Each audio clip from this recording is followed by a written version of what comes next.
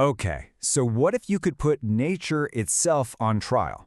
I'm not talking about a person or a corporation, but the whole system of existence.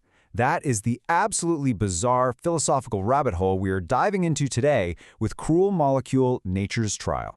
Right from the jump, you're thrown into this world that just feels wrong. The characters look like these grotesque monsters, but they don't just roar at you. No, they speak in these long, winding, philosophical riddles. It's all designed to make you, the reader, feel just as confused and backed into a corner as the main character. And that's really the heart of it all. The whole thing plays out like some kind of surreal courtroom drama. But the one in the defendant's chair? It isn't a person. It's the very idea of nature itself.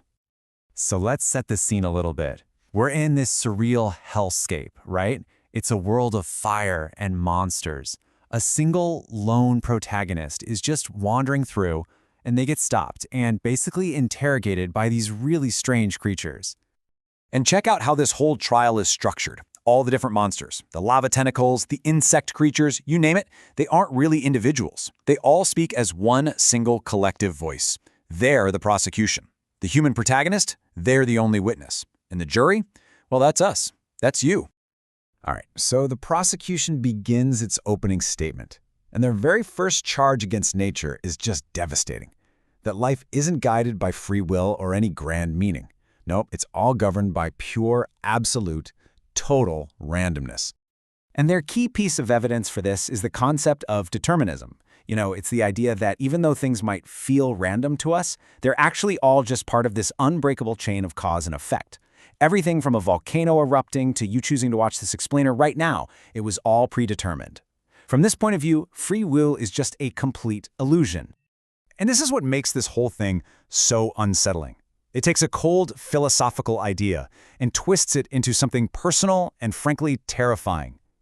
Determinism isn't just some law of physics here. It's a deliberate curse, something inflicted on us by a miserable, thinking part of nature itself.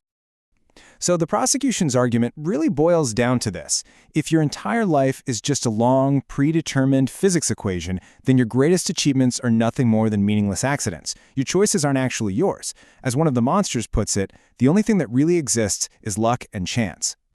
Just when you think things can't possibly get any weirder, the trial takes a sharp turn. After attacking the very fabric of the universe, the prosecution now turns its attention to the only witness, our protagonist. Their new target? The reliability of reality itself. And this is where it gets super meta. A monster starts talking about traveling between sets of pixels of different resolutions. I mean, it's a direct challenge, basically suggesting that the protagonist's entire reality might just be a low-res simulation of something much more real. And they really hammer this point home by comparing waking life to dreaming. This hellscape, they claim, isn't really one or the other. It's this murky, in-between place, where logic starts to fall apart, but it's not the total chaos of a dream either. The very definition of what's real and what isn't gets completely blurred. And that's the prosecution's trap, see? It's the question they're not just asking the protagonist, but they're asking us too. If your senses can be tricked, if your reality feels more like a dream, and your thoughts aren't even fully clear, what can you possibly claim to know for sure? So, this is all building to a huge climax. The prosecution has argued that the universe has no meaning and that the only witness is completely unreliable. So, all that's left is for the court of nature to deliver its final, crushing verdict. And the verdict comes in like a chorus of voices. The evil mage starts things off, basically saying that any sense of hope, any optimistic view on life is just another illusion, no different from the illusion of making your own choices. Then the warrior ogre joins in, mocking the whole idea of human struggle. The thought of fighting for vengeance or for a cause is painted as just pathetic, when your real enemy is time itself, an enemy you can literally never beat.